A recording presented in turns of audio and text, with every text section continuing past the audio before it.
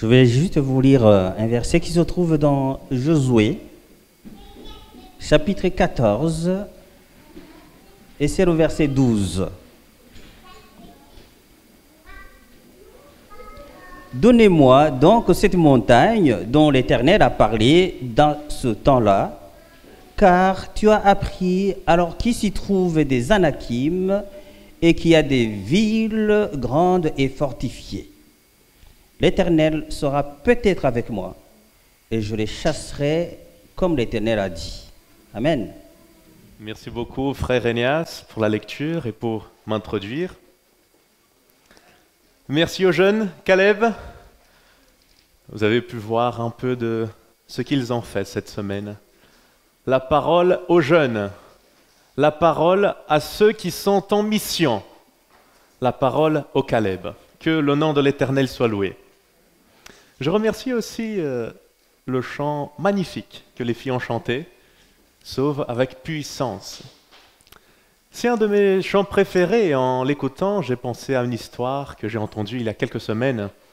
J'étais dans un camp meeting aux États-Unis et j'ai rencontré Joseph Pericellia, un jeune athée. Sa grand-mère était d'origine italienne et était catholique, mais il a vécu dans un foyer athée et il a grandi, il a fait ses études, il s'est marié. Et il ne s'est jamais intéressé à la religion, à une église. Un jour, c'était un dimanche, il savait que quelques-uns de ses amis étaient partis dans un grand séminaire, une grande rencontre. Et là, il s'est dit, je vais avec eux pour créer des liens avec ces amis-là qui avaient un poste important dans son entreprise. Du coup, il est allé dans un but, on pourrait dire, professionnel. Quelques instants plus tard, il s'est retrouvé devant la salle, en train de pleurer et en rendant sa vie au Christ. Cette nuit-là, Joseph a accepté Jésus comme son sauveur. Après la prédication, et il est rentré chez lui. Quand il rentre chez lui, il appelle sa femme et lui dit « Écoute ma chérie, j'ai quelque chose à t'annoncer. C'est très important, on doit en parler maintenant. » Et puis elle lui dit « Ah bon ?» Et il lui dit « Écoute, aujourd'hui, je suis allé dans une prédication. J'ai connu des choses que je n'avais pas encore entendues avant. Et j'ai donné ma vie au Christ. Aujourd'hui, je suis chrétien. » Elle a commencé à pleurer. Sa femme, qui était aussi apparemment athée, elle a pleuré, elle pleurait, elle pleurait. Et il lui a demandé « Mais pourquoi tu pleures ?» Elle a dit « Parce que moi aussi, j'ai quelque chose à t'annoncer. » Il y a quelques semaines, tu n'étais pas à la maison, j'ai allumé la télé, je tombe sur une chaîne chrétienne, j'écoute une prédication et j'ai aussi donné ma vie au Christ. Je suis aussi une chrétienne, mais je n'osais pas t'en parler parce que je ne savais pas ta réaction. Ils se sont fait une accolade et ils ont remercié le Seigneur et ils ont commencé à étudier la Bible. Ils ont découvert le sabbat et d'autres choses intéressantes. Que Jésus est dans un sanctuaire, que Jésus va revenir bientôt. Mais dans cette première église où ils avaient connu le Christ, on n'entendait pas parler de ça. Du coup, Joseph a dit à son épouse, « Écoute, on doit trouver une église qui garde le sabbat. » Et ils ont trouvé une église adventiste. Joseph est parti faire des études en théologie. Et il y a 3 semaines, il s'est fait consacrer au ministère pastoral à Madison, aux États-Unis. Dieu sauve avec puissance. Amen. On essaye de trouver des méthodes pour atteindre les personnes, et il en faut. On essaye d'organiser une mission comme celle-ci, où les jeunes sortent dans les rues et vont à la rencontre des gens pour donner des cadeaux. On prépare un budget, on prépare des gens, on fait des formations. Mais Dieu sauve avec puissance. Ses voies sont insondables. Il nous dit, autant que le ciel est élevé au-dessus de la terre, ainsi mes pensées et mes voix sont élevées au-dessus des vôtres. Dieu sauve avec puissance. À travers une prédication diffusée sur Internet ou sur la télé, à travers une rencontre plutôt professionnelle, le Seigneur touche les cœurs et transforme les vies des gens. merci pour ce beau chant, cher Caleb. Et que dans cette semaine, ce Dieu qui sauve avec puissance puisse continuer à sauver les Lillois à travers votre action. Qu'il puisse fortifier les bras de Damien qui conduit ce groupe, qu'il puisse fortifier vos bras aussi, vos cœurs, et que vous puissiez donner votre mieux à celui qui a tout donné pour toi. Tu es très spécial pour le Seigneur. J'apporte des bonnes nouvelles. La semaine dernière, la mission Caleb à Saint-Claude et à Mantes-la-Jolie se sont achevées. Nous avons des études bibliques, des personnes intéressées, et je pense notamment à Saint-Claude, au concert gospel. Nous avons eu 40 visiteurs de la ville. Saint-Claude, c'est une petite ville en montagne, au Jura. L'année dernière, nous avions eu 8 seulement, 8 visiteurs pour le concert gospel. Cette année, nous avons eu 40. J'espère déjà combien on aura l'année prochaine. Et j'ai pu voir la joie au visage des jeunes. À Mantes-la-Jolie, pareil. À Mantes-la-Jolie, cette semaine, j'ai pu commencer, je suis passé à la maison, et j'ai pu commencer des études bibliques avec quelqu'un à Mantes-la-Jolie. Il a reçu un flyers, il a appelé mon père. Mon père a pris le téléphone, et le monsieur parlait vite. Du coup, je vois mon père qui me regarde. Et puis il me trouve, et puis il me file le téléphone. Je dis, mais papa, c'est quoi ça? Et puis je prends le téléphone et il dit, réponds, il parle trop vite. Je comprends pas. C'était un monsieur qui avait reçu un flyers et voulait des études bibliques. Je suis allé le lendemain avec mon père et nous avons commencé les études bibliques. Il a dit, pasteur, j'ai eu un arrière-plan chrétien. Ma mère, elle est protestante. Et maintenant, j'ai senti dans mon cœur que je dois m'approcher de la religion. Et je sortais du métro, du train, et puis j'ai vu un jeune en jaune qui est venu, et puis il m'a donné un livre. Tout d'abord, je croyais que c'était quelque chose de publicitaire, et puis je suis rentré dans mon bus. Il est chauffeur de bus à Mantes-la-Jolie. Je suis rentré dans mon bus, et puis je feuilletais, j'ai vu que c'était chrétien. Et là, j'ai pris les flyers, et quand j'ai vu études bibliques, c'était ce que je cherchais. Et là, je t'ai appelé, et tu m'as pris un rendez-vous dès le lendemain. Donc voilà, je pense que Dieu est en train de guider les choses. Les amis, c'est des histoires qu'on entend. Je ne sais pas vous, mais moi, je n'arrive pas à me retenir. Je dois les raconter. Parce que quand on les raconte, je ne sais pas qu'est-ce qui se passe, mais c'est une bénédiction. Je parlais avec l'animateur de l'EDS ce matin. On parle souvent des mauvaises choses, des catastrophes qui arrivent, des problèmes, d'un tel qui va se divorcer, d'un tel qui a trompé l'autre, d'un tel qui a raté son bac. On parle des œuvres de Satan, mais on parle peu des œuvres de Dieu.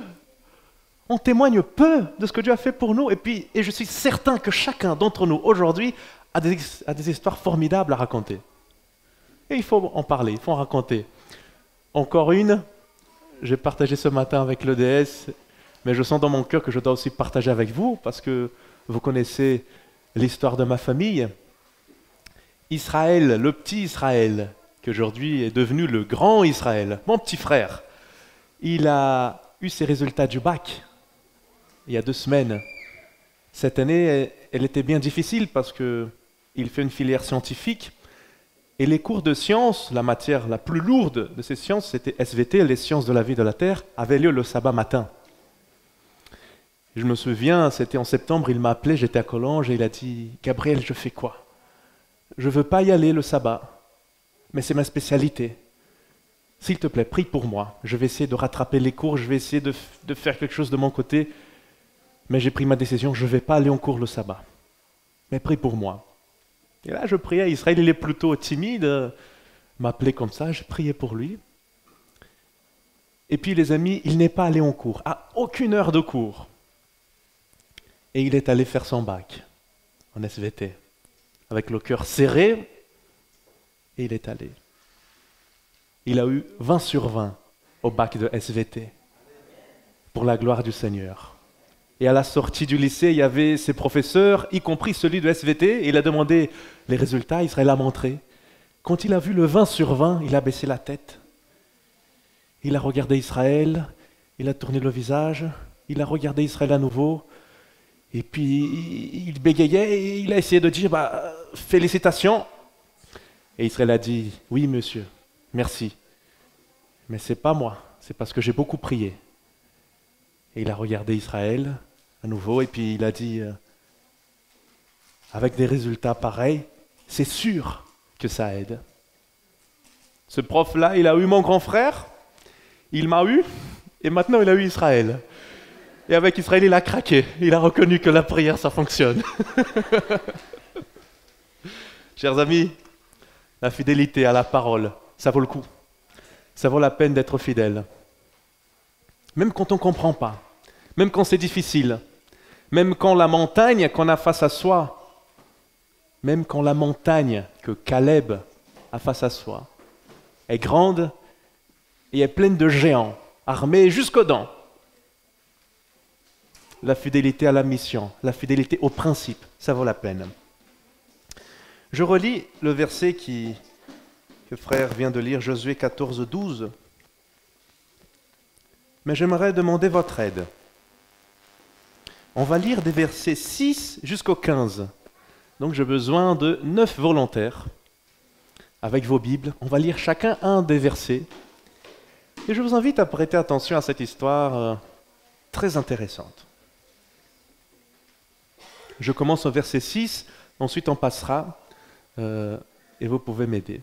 Ça vous va? On est prêt? Josué chapitre 14 à partir du verset 6.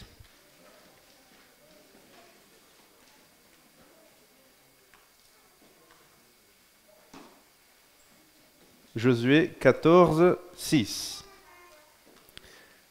Les fils de Juda s'avancèrent vers Josué à Gilgal, et Caleb, fils de Yéphoné le Kénizien, lui dit, « Tu sais, toi, ce que l'Éternel a déclaré à Moïse, homme de Dieu, en ce qui nous concerne, moi et toi, à Kadesh Barnéa. » J'avais 40 ans lorsque Moïse, serviteur de l'Éternel, m'a envoyé de Kadesh Barnéa pour explorer ce pays. À mon retour, je lui ai fait un rapport en toute bonne conscience. Verset 8. Mes frères qui étaient montés avec moi ont découragé le peuple. Mais moi, je suis pleinement la voix de l'Éternel, mon Dieu. Verset 9. Et ce jour-là, Moïse jura en disant, le pays que ton pied a foulé sera ton héritage à perpétuer pour toi, pour tes enfants, parce que tu as pleinement suivi la voix de l'Éternel, mon Dieu. Verset 10. Maintenant, voici, l'Éternel m'a fait vivre comme il l'a dit. Il y a 45 ans que l'Éternel parlait ainsi à Moïse, lorsqu'Israël marchait dans le désert. Et maintenant, voici, je suis âgé aujourd'hui de 85 ans. Verset 11.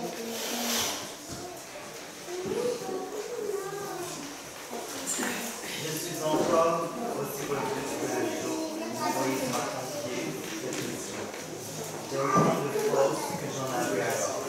Il s'agit de combattre et de battre en campagne et en revenant. Verset 12. Donne-moi donc cette montagne dont l'Éternel a parlé dans ce temps-là, car tu as appris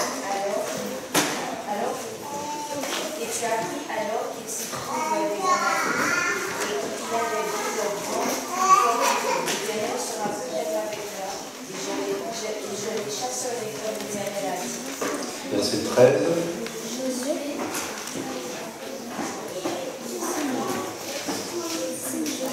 bénit Caleb, fils de Yéphoné, et lui donna la ville d'Hébron. 14. C'est ainsi que Caleb, fils de Jéphuné, le Kénizien, a mis jusqu'à ce que vous l'Éternel pour l'héritage, parce qu'il avait tellement suivi la voix de l'Éternel, le Dieu d'Israël. Et verset 15, je lis, « Hébron s'appelait autrefois Kiriath Arba. Arba avait été l'homme le plus grand parmi les Anakim. Le pays fut dès lors tranquille, sans guerre. » Prions. Seigneur notre Dieu, ta parole est ouverte et nous venons de lire une histoire formidable, Seigneur. Que ton Saint-Esprit puisse parler à notre cœur et puisse remplir le cœur de chacun de ces jeunes Caleb et le cœur de chacun qui est présent ici dans cette église. Dans le nom de Jésus. Amen. Nous sommes ici au moment du partage de la terre de Canaan. Et nous voyons Caleb, avec sa barbe blanche et ses cheveux grisâtres déjà, qui s'approche de Josué et lui rappelle une histoire qui s'était passée il y a 40 ans de cela, quand le peuple d'Israël te porte de Canaan et va rentrer. Il y a 12 explorateurs qui partent dans le pays et reviennent. 2 d'entre eux donnent un rapport correct. 10 donnent un mauvais rapport. 2 d'entre eux, Josué et Caleb, disent « La terre est excellente ». Mais la mission, elle est un peu compliquée. Mais avec Dieu, tout est possible. Les 10 autres ont dit « La mission est trop compliquée ». Et en plus d'être trop compliquée, je ne crois pas qu'on peut réussir à entrer dans ce pays-là, parce que les gens sont trop forts, et puis, non, on laisse tomber, on rentre en Égypte. En d'autres mots, le Dieu qu'on professe croire n'est pas tellement puissant. Il nous a demandé de faire quelque chose dont il n'a pas le pouvoir d'en faire. Du coup, le peuple choisit de croire à ces 10 explorateurs-là. Vous vous souvenez de l'histoire ? Et le peuple d'Israël sort dans le désert, et puis pendant 40 ans, il tourne là-bas, il meurt. Et il y en a 2 seulement qui rentrent dans Canaan, 40 ans plus tard. Josué, le nouveau chef du peuple d'Israël, et Caleb. Caleb se lève et dit « Souviens-toi de ce que l'Éternel avait dit. Le pays que j'ai marché, que j'ai exploré, sera à moi en patrimoine. » Et sachez bien que ce pays dont Caleb réclame était une partie de Canaan que le peuple d'Israël ne voulait pas conquérir. Il s'était arrêté avant. Pourquoi ? Parce que c'était une région montagneuse, regardez les montagnes du Caleb, et en plus était habitée par des géants. Donc, une partie de la terre, une partie de la mission qui avait été laissée de côté, car on préférait rester dans sa zone de confort, la plaine, tranquille, autour du fleuve. Caleb, à 80 ans, se lève, en papy déjà, et dit « Moi, je vais terminer la partie de la mission que le peuple a renoncé. » Et il rappelle l'histoire. Il suit pleinement la voie de l'Éternel. Et il dit « Car aujourd'hui, j'ai la même force que j'avais il y a 40 ans. Que le Seigneur soit seulement avec moi. » Il le dit au verset 12, « Que l'Éternel soit seulement avec moi, et je les déposséderai, comme l'Éternel l'a dit. » Il se lève, il quitte sa retraite. Aujourd'hui, on pourrait penser à nos jeunes Caleb qui quittent les vacances, l'été, pour venir faire la mission. Une mission qui a été reniée par certains.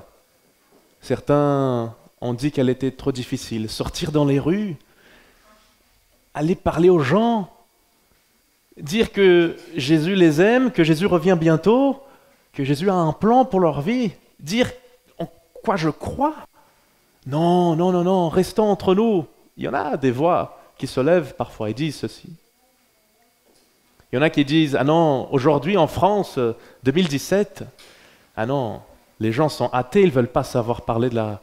Ils ne veulent pas entendre parler de la religion. Non, c'est trop compliqué. À parler du sabbat, non, je ne vais juste pas venir, mais je ne vais pas dire que je crois en la Bible. Il y en a parfois qui disent cela. Il y en a peut-être parfois dans le groupe qui vont dire qu'on est trop fatigué pour sortir. Certes, le repos est important. Mais la peur, non. La peur ne peut pas avoir de place parmi nous.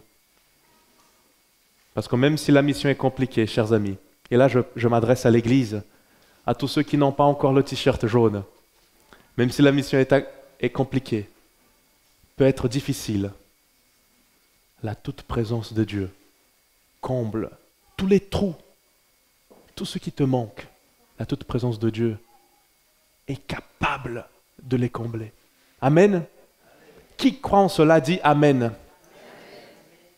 La toute puissance de Dieu peut combler ma toute insuffisance. Mon tout manque. ma toute peur, ma toute faiblesse, la toute puissance de l'Éternel est capable de la combler. Caleb a compris cela. Et en comprenant cela, il a pu vivre un ministère de plus de 80 ans, victorieux. Et là, je me dirige déjà vers la conclusion. On voit les dernières paroles de cette histoire-là. Dès lors que la mission a été accomplie, dès lors que des personnes zélées se sont levées pour accomplir cette mission, dès lors que toute la terre a été remplie par le peuple de Dieu, le pays fut dès lors tranquille, sans guerre. Je prends cette phrase-là dans un regard prophétique et je vois aujourd'hui l'église de Lille, 2017.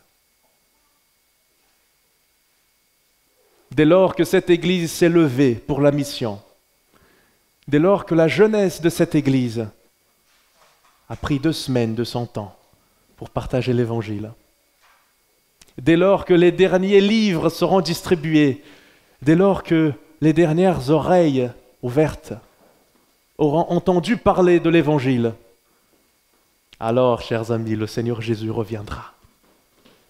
Alors, le pays, la terre tout entière sera en paix. Cette paix qu'on cherche autant, mais on n'y arrive jamais. Cette paix relative que nous avons ici, au prix du sang de milliers qui sont ailleurs, ce ne sera pas une paix semblable à celle que nous avons aujourd'hui, ce sera la vraie paix, la vraie tranquillité. Le pays sera sans guerre. Jésus reviendra. Et quand Jésus reviendra, alors là oui. Là, on touchera vraiment au bonheur. Tu penses qu'avoir une maison en centre-ville, qu'avoir 300 000 € dans ton compte bancaire, ou avoir une caisse toute nouvelle, ou alors les nouvelles Adidas, c'est le bonheur? Tu penses peut-être qu'avoir un copain ou une copine, que sais-je, bien beau, bien gentil, soit le bonheur? Tu crois peut-être qu'avoir ton bac avec mention très bien, c'est le bonheur? Ou alors avoir le poste de PDG dans cette entreprise où tu travailles, ou peut-être créer ta boîte, ou même voyager partout dans l'international. Tu penses que peut-être c'est le bonheur? Eh bien, je vous dis, quand Jésus reviendra, là tu vas toucher le bonheur. Tu crois en ça ou pas? Oui? C'est facile de dire, n'est-ce pas? Moi, je suis le premier. C'est facile de dire. Que le Seigneur nous aide à croire en cela. Quand Jésus reviendra, il n'y aura plus de trahison entre amis. Quand Jésus reviendra, il n'y aura plus de séparation avec ceux que nous aimons le plus. C'est dur, hein, quand on aime quelqu'un et qu'on doit se séparer. Et peut-être on ne sait pas quand est-ce qu'on va revoir cette personne-là. C'est dur. C'est dur quand cette séparation est dure. Par exemple, la personne tombe malade ou la personne meurt. C'est dur, ça fait du mal. On n'a pas été fait pour être séparés. C'est dur quand on est séparé et on ne sait pas quand on va retrouver la personne. C'est dur quand notre confiance est trahie. C'est dur quand on n'a pas les sous pour terminer le mois. C'est dur quand on voit plein de gens qui galèrent et apparemment on ne peut pas faire grand-chose pour les aider. C'est dur, c'est mal, ça déchire le cœur. Eh bien, j'ai une bonne nouvelle pour vous aujourd'hui. La parole de Dieu a une bonne nouvelle pour vous aujourd'hui. Apocalypse chapitre 22. Quand Jésus reviendra, il n'y aura plus de trahison. Il n'y aura plus de pleurs, il n'y aura plus de séparation. Amen.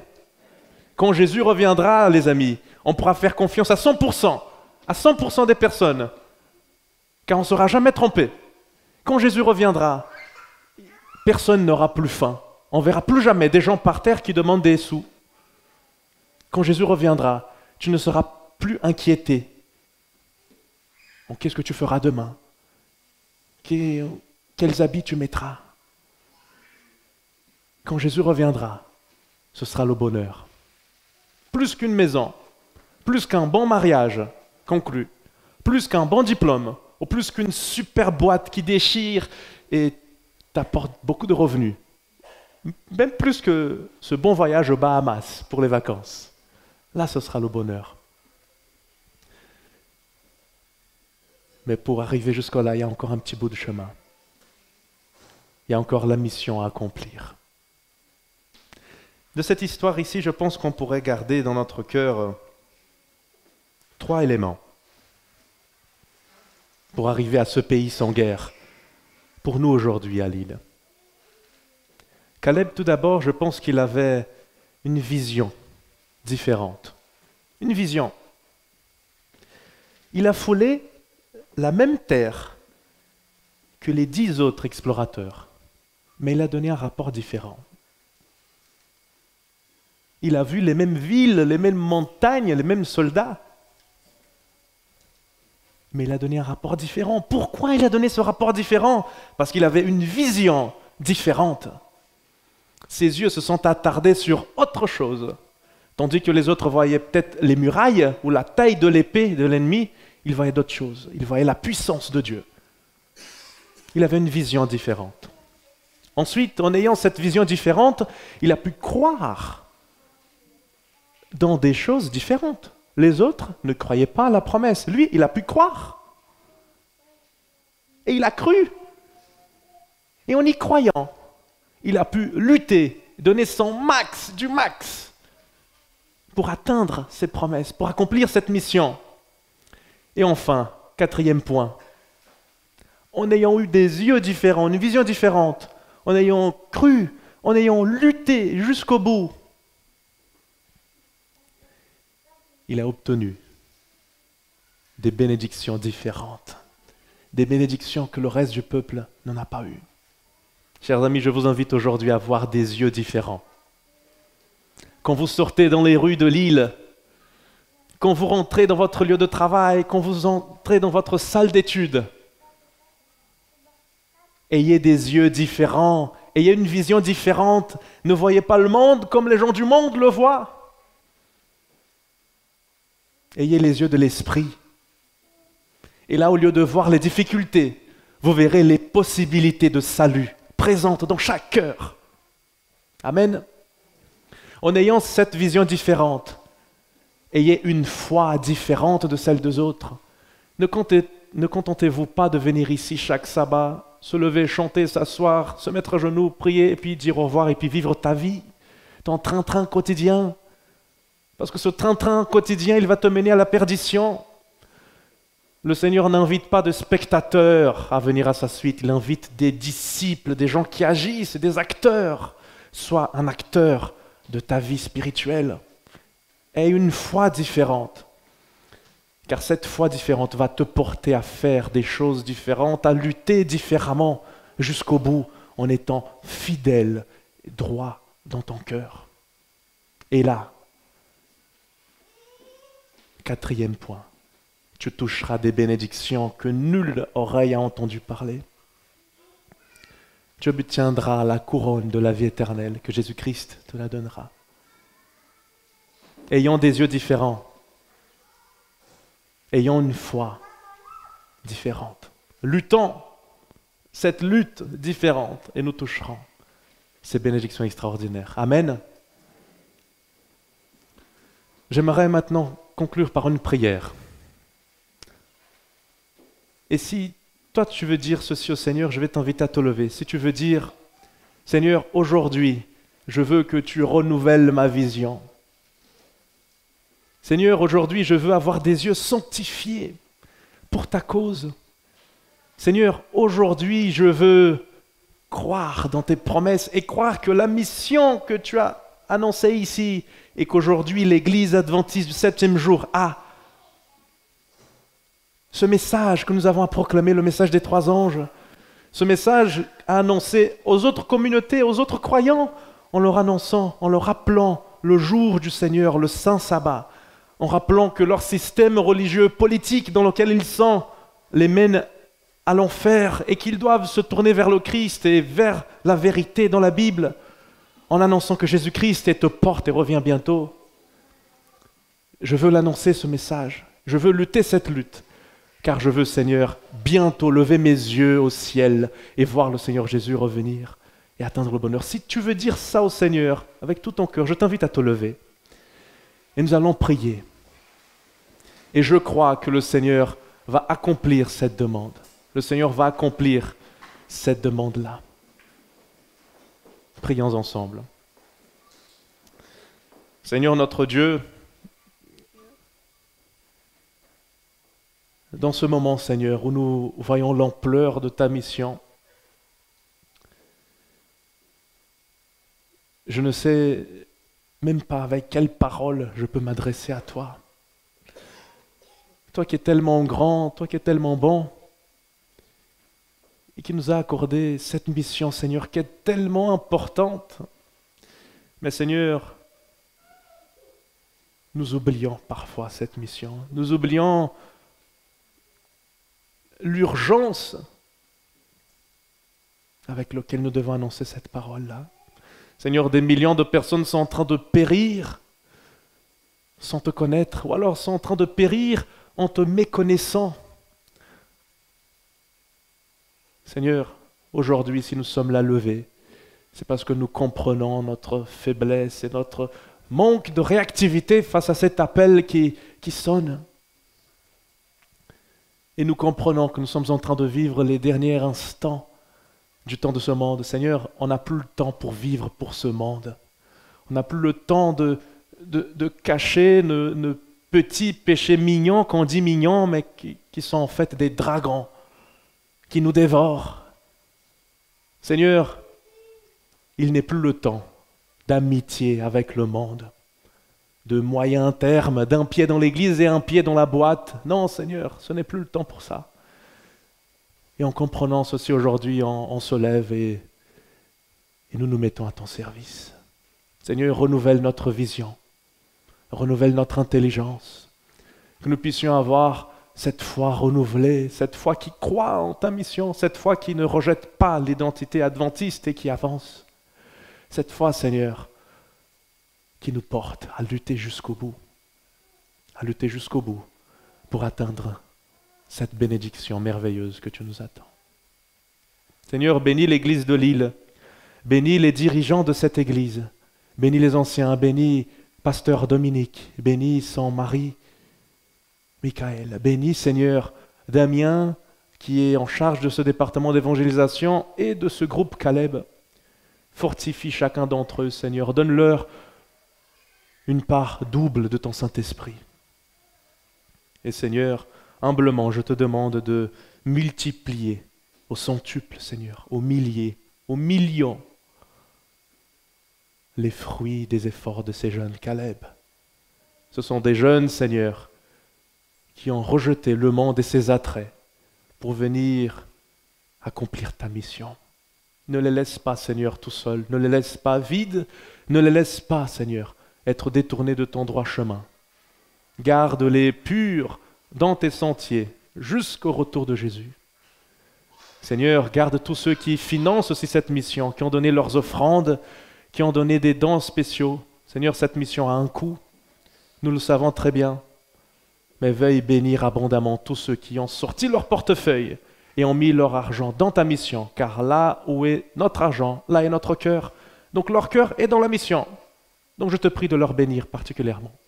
Bénis notre fédération, les autres missions Caleb qui vont avoir lieu, celle de Strasbourg la semaine prochaine, celle de Coulommiers. Seigneur, bénis aussi les missions qui vont commencer en Belgique, en Fédération France-Sud, aux États-Unis.